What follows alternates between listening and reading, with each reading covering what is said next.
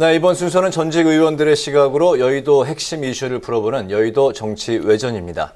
품격 있고 깊이 있는 대담을 보여줄 두 분, 신경민 전 더불어민주당 의원, 김영우 전 국민의힘 의원 두 분 나오셨습니다. 어서 오십시오. 네, 안녕하세요. 네, 반갑습니다. 윤석열 대통령 시대가 열렸습니다. 새 정부의 국정 기조가 고스란히 담긴 어제 취임식에서의 일성, 가장 강조했던 단어가 바로 자유, 반지성주의로 꼽히고 있는데요. 반면에 그 취임사에 이제 단골 소재였던 통합이 이제 빠졌는데 이 부분에 대해서 윤 대통령이 오늘 해명을 하기도 했습니다. 어제 취임사로 비춰본 윤 대통령의 국정 철학 두 분은 어떻게 생각하시는지 먼저 오늘 들어보도록 하겠습니다. 네, 어저께 취임사가 이제 윤 대통령이 뭐 직접 썼다라는 얘기가 흘러나와 가지고요. 네. 저희들 굉장히 많이 기다렸습니다. 그래서 저도 중계를 직접 보면서 여러 가지 생각을 했는데 일단 지지하든 지지하지 않든 사람들이 많이 기다렸을 거고요. 특히 지지자들이 많이 기다렸을 걸로 생각하기 되는데 어제는 사실 뭐 잔칫날이어서 제가 찬물을 끼얹고 싶지 않아서 말을 좀 아꼈습니다. 그런데 오늘은 조금 더 솔직하게 얘기하면 좀 실망스러웠다고 그럴까요? 네. 대학교 1, 2학년 수준의 리포트 수준의 너무나 오래된 그리고 너무나 뻔한 그런 워딩과 논리로 취임사를 17분 정도, 16분 30초라고 누가 얘기를 하던데 그 정도 얘기를 했어요. 네. 근데 길고 짧은 게 문제가 아니고요. 지금의 시대적 화두가 있습니다. 우리나라의 화두도 있고요. 그런 거에 대해서 전혀 거론을 하지 않았습니다. 그러면서 오늘 출근길에 그거 뭐 너무나 당연한 거 아닙니까? 뭐 이렇게 얘기를 했는데 그러면 이 자유, 시장 경제 이것은 사실은 누백년 동안 동서양을 막론하고 너무나 오래된 주제예요. 근데 그걸 이 시점에서 앞으로 5년 동안의 시대 정신이다라고 얘기를 하면서 하는 정색을 하고 하는 건 지지자들이 아마 매우 실망했을 거예요. 그래서 조금 더 우리 시대에 맞는 얘기, 우리나라의 실정에 맞는 얘기를 했었어야 되는 거 아닌가라는 생각이 드는데요. 저는 적어도 양극화 문제, 차별의 문제, 그리고 지역의 문제, 뭐 이런 얘기는 좀 들어가줬어야 되는 거예요. 뭐 통합도 통합이지만은 지금 우리 시대에서 양극화의 문제, 그 양극화는 지금 각 방면에서 다 일어나고 있습니다. 기회의 양극화, 그리고 뭐 소득, 자산, 그 지금 사는 곳에 따른 그 도시냐 농촌이냐에 따라서 달라지는 거, 그리고 뭐 부동산도 그렇고요. 이런 거에 대해서 한마디쯤 얘기했어야 되고, 그리고 환경과 에너지 문제에 대해서도 한마디쯤은 얘기를 해줬어야 그래도 좀 이런 것은 앞으로 이렇게 가겠구나라는 감을 잡을 수가 있을 텐데요. 자유와 시장 경제를 가지고는 아무 감이나 느낌을 가질 수가 없었습니다. 네. 저는 제가 지지자여서 그런지 잘 봤습니다. 왜냐하면 이제 대통령 취임사라고 하는 것은 시간적, 공간적 제한 속에서 담아낼 수밖에 없는 것이란 말이죠. 그래서 역대 대통령들은 사실 너무나 많은 내용을 다 담으려고 노력을 했어요. 굉장히 길었고, 거기에는 자유도 들어가고, 뭐 인권도 들어가고, 평화도 들어가고, 무슨 뭐 정의도 들어가고요. 또 민족 통일도 들어가고, 또 정치, 경제, 사회, 문화, 교육 나눠가지고 모든 내용을 다 담으려고 하다 보니까 결국은 뭘 얘기하려고 했는지가 하나도 남지 않는 그런 대통령 취임사가 많았거든요. 근데 이번에 이제 윤석열 대통령이 담으려고 했던 것은 역시 자유민주주의라고 하는 우리 헌법적 가치, 헌법 정신의 가장 중요한 가치면서도 사실 지난 5년 동안에 굉장히 무너진 그것이 자유가 아닌가라는 차원에서 자유를 강조했다. 저는 이렇게 해석을 했고요. 특이할 점은 보통 역대 대통령들은 매 첫 문장은 존경하고 사랑하는 국민 여러분, 재외동포 여러분, 요 정도에서 끝나는데 자유를 사랑하는 세계 시민 여러분, 이게 맨 앞에 또 있었습니다. 네. 이것은 뭐냐 하면은 오늘날 대한민국이 처한 이 현상은 그러니까 국내 문제와 국제 문제가 분리되지 않았다는 그런 걸 또 강조하지 않았습니까? 그러면서 우리 대한민국이 정말 선진국이 되기 위해서는 또 자유의 가치가 실현되기 위해서는 우리만 잘한다고 되는 게 아니라 국제사회와의 공고한 연대 속에서 박애 속에서 또 국제사회가 요구하는 책임을 다하면서 이 자유의 가치를 신장할 수 있다라고 하는 것을 드러내줬단 말이죠. 그런 면에서 저는 오히려 제가 기대했던 것보다 윤석열 대통령이 생각하는 그 자유 가치에 대한 신념이라 그럴까? 그게 굉장히 잘 정리가 돼 있다 이런 생각을 했습니다.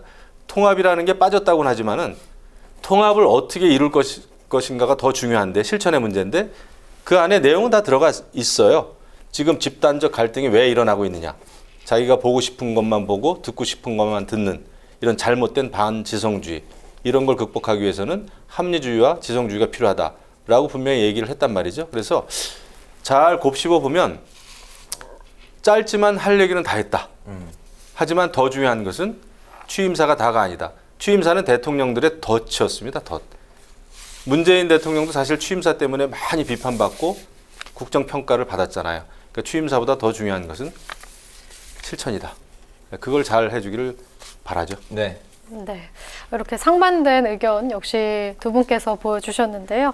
아마 실천이 가장 중요하다는 건 국민 모두의 공통된 마음일 것 같습니다.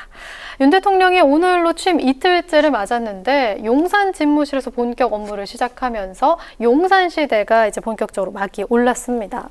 미국 백악관 집무동인 웨스트윙 벤치마킹, 또 용산공원 조성 계획 등 역시 예고한 대로 소통에 중점을 뒀는데 하지만 아직 숙제로 남아있는 게 바로 보안 문제입니다.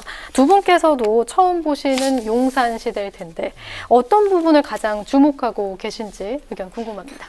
저는 제일 중요한 거는 대통령이라고 하는 존재와 그 최고 권력자와 그 주변의 참모들 또 일반 그 시민들이 만날 수 있는 것이 저는 굉장히 중요하다고 봅니다. 그러니까 청와대는요, 대통령한테 뭐 참모들이 보고하려면은 그 비서동이 대통령 집무실하고 500m 이상 떨어져 있어가지고 심지어 차를 타고 가야 됩니다. 뛰어가도 되게 오래 걸려요. 네. 그렇게 해가지고는 국정을 운영할 수가 없다. 요즘 세상에 얼마나 많은 일이 하루에 많이 터집니까? 이슈가 생깁니까? 그러니까 수시로 복도에서도 만날 수 있어야 되고 또 화장실에서도 만날 수 있어야 되고 그래야 사실 소통이 되는 거죠. 뉴스만 보고 뭐 TV 방송만 보고 세상 돌아가는 거 알 수가 없잖아요. 민심이라는 것은 정말 그 참모진, 행정관, 무슨 비서, 또 수석 비서관 이런 참모들하고 수시로 이야기를 할 수가 있어야 되거든요. 그런 점에서 저는 용산 시대가 옳다. 물론 용산 그 집무실 마련하면서 상당히 속도를 많이 내가지고 과부하도 걸렸고 아직도 공사가 다 안 끝났어요, 솔직히. 네. 그런 그 문제점은 있습니다. 그런 문제점이 있었다는 것은 겸허하게 받아들이고 앞으로 잘하면 될 것이고요. 동시에 청와대 개방하지 않았습니까? 그러니까 어제도 이제 많이 방송에 나왔습니다만은 정말 베일에 쌓여 있는 여태까지 뭔가 음험한 권력자들만의 공간이었던 청와대가 이제 개방이 됐단 말이죠. 저는 그래서 용산 집무실 시작과 청와대 개방이라고 하는 이 역사적인 사건은 의미가 있다. 이것도 중요한 것은 공간이 바뀌었지만은 결국 소통의 실질적인 이제 실천을 해야 되는 것이다. 예. 말씀하셨죠, 대통령도 구두 밑창이 다 떨어지도록 네, 열심히 신나게 일하자 그랬는데 네. 예, 그 말을 꼭 지켜야죠. 네. 청와대 이전은 뭐 모든 대통령 후보들이 사실 공약으로 했고 이번에 이제 실천이 된 거라서 그래서 저는 원칙적으로 잘된 결정이라고 봅니다. 네. 다만 이렇게 국방부 청사로 갔어야 되는 거냐 하는 거에 대해서는 저는 뭐 찬성하기는 좀 어려운 입장인데요. 미국 얘기를 자꾸 얘기하기 때문에 저도 미국 얘기를 좀 할 수밖에 없는데요. 미국에서는 대통령이 바뀌면요, 웨스트 윙하고 이스트 윙하고 그 지도가요, 그러니까 대통령 집무실은 안 바뀌지만은 부통령실, 뭐 저 보좌관들의 방은 바뀝니다. 대통령마다. 네. 그래서 제일 자기하고 가까운 사람 내지는 가깝게 일해야 될 사람을 대통령 집무실 오발 오피스 바로 옆에다가 넣거든요. 그래서 부통령이 만약에 조금 멀면 저쪽 구석으로 보내고요. 자기하고 가까운 사람을 놓고 그 지도가 워싱턴 포스트의 단골 기사입니다.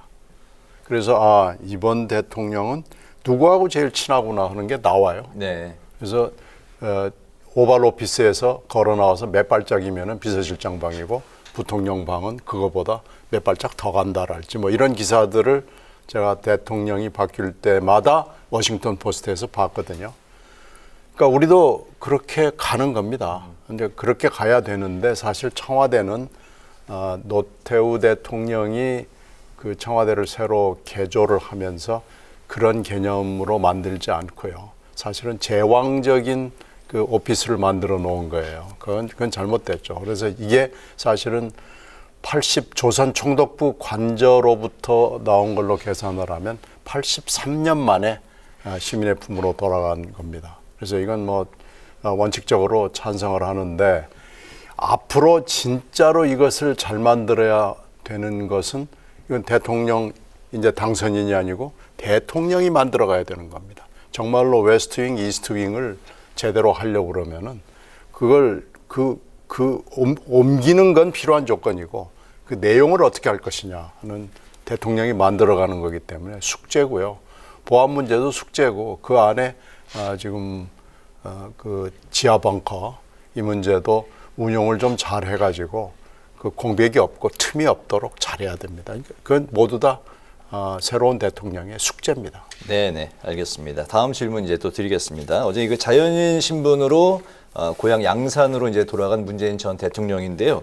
인사말을 보니까 정말 밝고 힘찬 목소리로 말씀을 하셔서 정말 해방감을 느끼고 계시구나 그런 걸 이제 느낄 수가 있었는데 본인의 이제 바람이 앞으로 이제 잊힌 삶을 살고 싶다. 사람들로부터 잊혀지고 싶다 이런 바람을 말씀을 하셨는데 이게 근데 쉽지만은 않을 수 있다는 그 목소리도 이제 현재 나오고 있거든요. 매 정권마다 전 정권 수사가 이제 있었기 때문에 이제 그런 이야기가 나오고 있는데 문재인 전 대통령의 바람이 과연 이루어질 수 있을지 두 분의 생각 들어보겠습니다. 그건 뭐 전적으로 새로운 정권에 달려 있죠. 그리고 또 하나는 8월 달에 진행이 될 민주당의 전당대회입니다. 민주당 전당대회가 어떻게 진행이 될지하고 달려있기 때문에 문재인 전 대통령의 소망대로 가게 될지는 여러 가지 변수가 많아서 저는 오히려 좀 부정적으로 봅니다.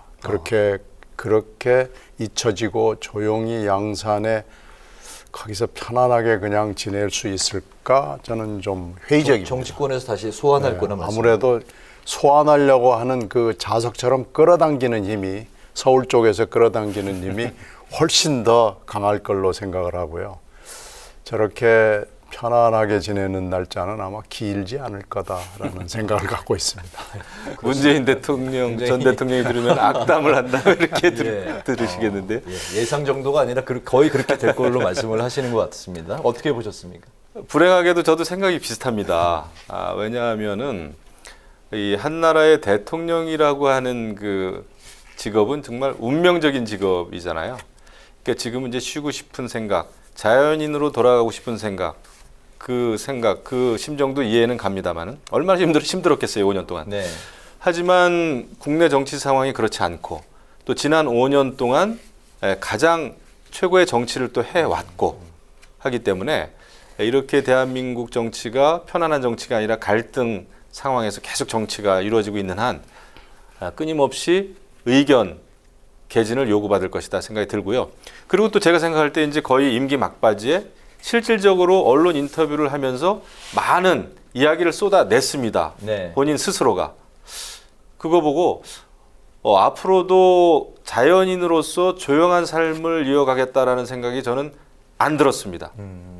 의견을 개진할 것 같은 생각이 좀 들었어요. 진심이 아닐 것 같다는 말씀이에요. 예, 그래서 지금은 당장 몸이 힘들고 너무나 큰 그 압박감에서 살아왔고 하니까 스트레스를 많이 받으셨죠. 그래서 일단 이제 내려가서 쉬고 싶다라는 생각이 있을 겁니다. 그런데 이제 물론 본인이 또 하시기 나름이겠지만 네. 이러저러한 여러 가지 이슈에 대해서 생각을 이야기할 것만 같아요. 더더군다나 지금 이재명 또 후보, 전 대통령 후보가 다시 또 이제 국회의원 후보가 되지 않았습니까? 네. 또 만약에 국회에 들어와서 또 당권에 도전하고 막 이런 상황이 계속 벌어진다면 결국 문재인 대통령에게도 여러 가지 어떤 그 정치적인 활동까지는 아니어도 의견을 구하는 그런 목소리가 나오지 않을까 생각이 듭니다. 알겠습니다. 네. 이렇게 새로운 정부에 들어서면서 여의도 지형도 전격 여소야대로 재편이 됐습니다. 여야가 이제 공수가 바뀌게 된 건데요. 이 첫발부터 한덕수 총리 후보자 인준이라는 난제를 만났죠. 그런데 민주당의 부결 기류는 계속해서 더욱 짙어지는 모습이거든요. 이것이 현실화될 것으로 보시는지, 그리고 만약에 현실화된다면 향후에 어떤 시나리오가 나올 수 있을지 궁금합니다. 제가 예측하건대 그렇게 될 것 같아요. 민주당에서는 지금 사실 한덕수 총리 후보 인준 안 해줄 것 같단 말이죠. 하지만 다들 아시겠습니다만은 윤석열 대통령은 임명 동의안을 1번 안건으로 지금 결재를 하지 않았습니까? 그러면 결국 이제 국회에서 이걸 빨리 통과든 부결이든 해결해 달라라는 건데 결국 저는 양쪽이 갈 길 간다.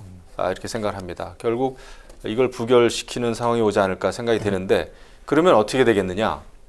6일 지방선거가 새로운 국면을 맞이하게 될 계기가 되지 않을까 생각이 됩니다. 만일 6일 지방선거에서 민주당이 좋은 성적을 정말 거두면 윤석열 정부, 윤석열 대통령, 국민의힘은 입지가 좀 좁아지죠. 그러면 여기서 속도 조절을 해야 되고 민주당에 대해서 굉장히 더 어떤 협치의 노력을 좀 하겠죠. 반대로 국민의힘이 성적이 좋아지면 민주당은 발목 잡았다라고 하는 국민 여론 그 비판을 받지 않겠습니까? 네. 그래서 결국은 6일 지방선거에 달렸다. 하지만 지금 상황에서는 국민의힘, 민주당 갈 길 가고 있는 것 같아요.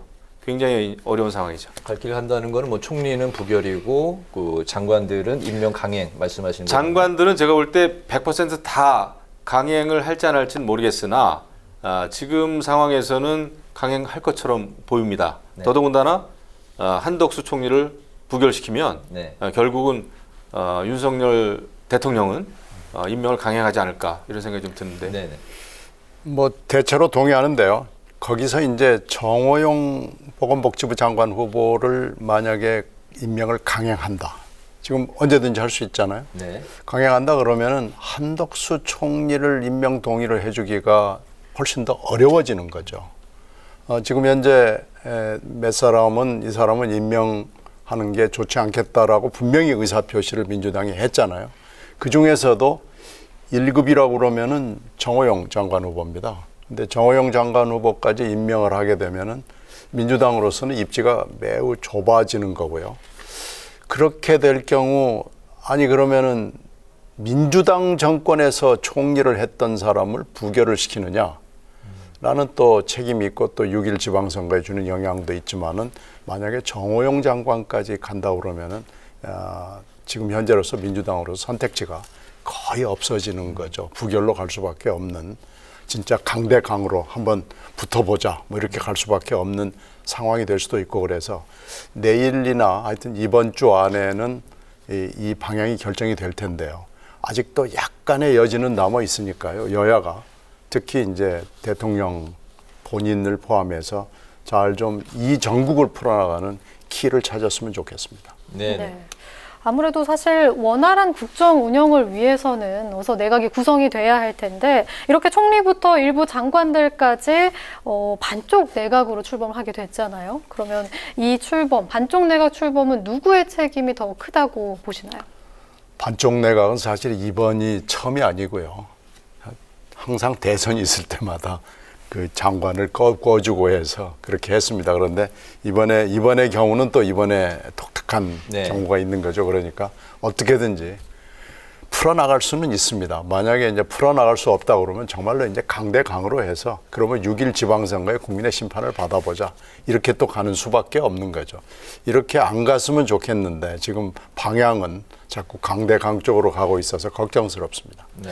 여야 원내 수석도 뭐 그 총리 인준 표결 본회의 일정에 또 뭐 그 불발했다는 그런 뉴스도 좀 전에 또 들려오는데요. 네, 강대강으로 가는데 근데 제가 이제 민주당의 입장에 대해서 조금 궁금한 점이 하나는 사실 민주당이 지금 이제 한덕수 총리 후보 인준을 위해서면 국민의힘 그러니까 윤석열 대통령이 정호영이든 한동훈이든 지금 낙마시켜라 이 얘기 아닙니까?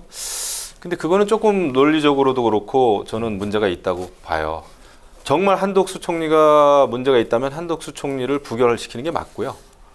한덕수는 한덕수고 예, 정호영 또 한동훈 후보는 한동훈 그 사람들의 네, 자질 문제죠. 별건으로 처리를 해야 되는 별도로 돼야지 네. 이것을 한덕수 총리 후보 인준을 위해서 다른 마음에 들지 않는 후보는 낙마시켜야 된다라고 만약에 한다면 그거는 원칙적으로 논리적으로 맞는 입장은 아니다라는 생각이 드는데 예, 어쨌거나 당에서도 권성동 원내대표가 정호영 후보에 대해서는 대통령에게 의견을 전달했다 이런 표현을 썼단 말이죠. 그 의견의 내용은 이야기 안 했지만은 네. 뭐 그 의견이라는 것은 국민 여론 아니겠습니까? 국민 여론은 정호영 카드는 접으란 얘기죠, 사실. 근데 그것을 대통령이 어떻게 판단할지는 이제 두고 봐야 되겠죠. 알겠습니다. 이제 그 새롭게 그 윤석열 정부가 출범을 하면서 여야가 이제 입장이 바뀌었는데요. 정치권에 당부하고 싶은 말씀이 있으시면 오늘 마지막으로 들어보겠습니다.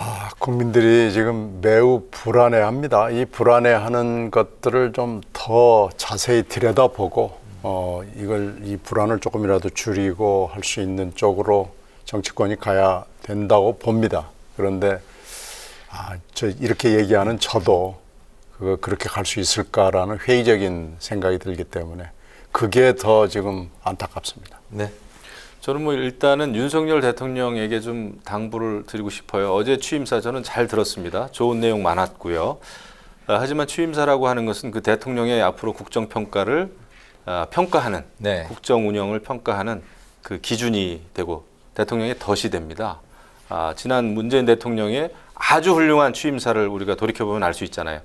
문재인 대통령이 담아냈던 취임사의 좋은 내용이 지켜지지가 않았습니다. 그것 때문에 비판받았고 그것 때문에 정권 교체가 된 거죠. 그래서 좋은 취임사보다도 더 중요한 것은 구체적인 실천이다, 행동이다. 정말 그 구두 밑창이 닳도록 열심히 뛰시기를 바랍니다. 네, 오늘 실천을 3번 말씀하셨고 구두 밑창 2번 말씀하셨네요. 그렇습니까? 네, 열심히 뛰는 새 정부 또 기대해 보겠습니다. 네, 오늘 여의도 정치외전에서는 새 정부의 국정 철학 그리고 용산시대 개막, 여소야대 전국을 중심으로 더불어민주당의 신경민 전 의원, 김영우 전 국민의힘 의원 두 분과 함께했습니다. 오늘 말씀 잘 들었습니다. 감사합니다. 고맙습니다.